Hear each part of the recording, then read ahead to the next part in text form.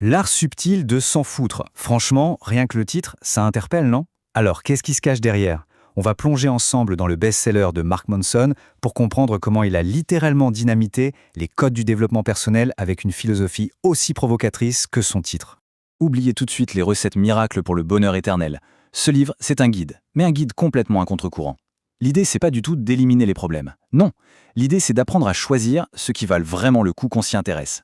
En fait, tout le livre part d'une question. Une question qui a un vrai paradoxe et qui est au cœur de tout. Et si notre obsession culturelle, cette course effrénée au bonheur, était précisément ce qui nous empêche d'y arriver? C'est cette idée un peu folle qu'on va décortiquer maintenant. Alors, première grande idée, et elle est taille. Le livre s'attaque à un pilier de notre culture moderne. Manson a identifié un problème fondamental de notre époque et lui a donné un nom, le piège de la positivité.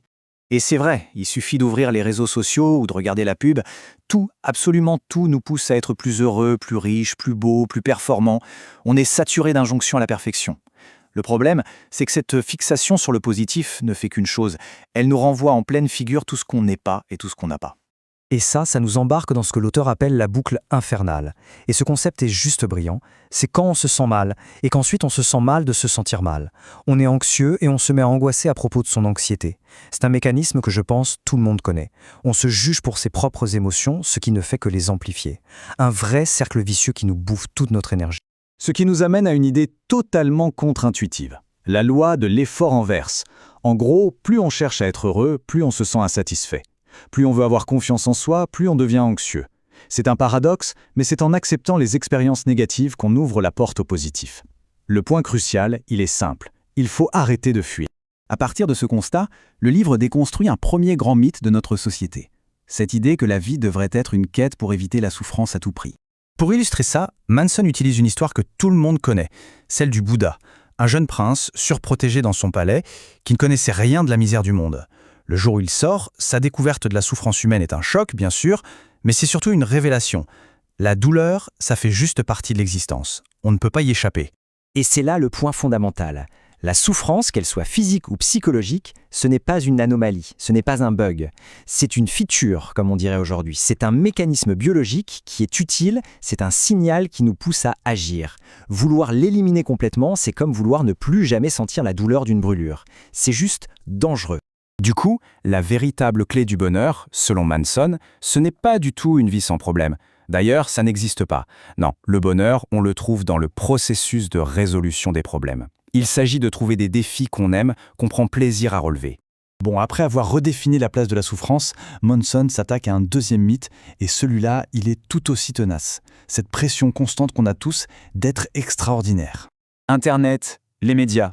On est littéralement bombardé en permanence par les réussites les plus spectaculaires. On ne voit que les extrêmes, que le sommet de la pyramide. C'est ce que Manson appelle la tyrannie de l'exceptionnel. Et la conséquence directe de cette tyrannie, eh bien la grande majorité des gens qui, par définition, sont dans la moyenne, se sentent complètement nuls, inadéquats, en échec permanent par comparaison. Le simple fait d'être normal ou ordinaire est devenu une source d'angoisse. Et là, le livre nous offre une vérité qui est juste libératrice. Il n'y a aucun mal à être ordinaire. En fait, c'est même le contraire. Accepter la banalité de la plupart des aspects de son existence, c'est ça la clé de l'équilibre émotionnel. C'est ce qui permet d'apprécier vraiment les quelques domaines où on peut peut-être exceller. Ok, alors, si le but n'est ni d'éviter la souffrance, ni d'être extraordinaire, que reste-t-il? Qu'est-ce qu'on fait?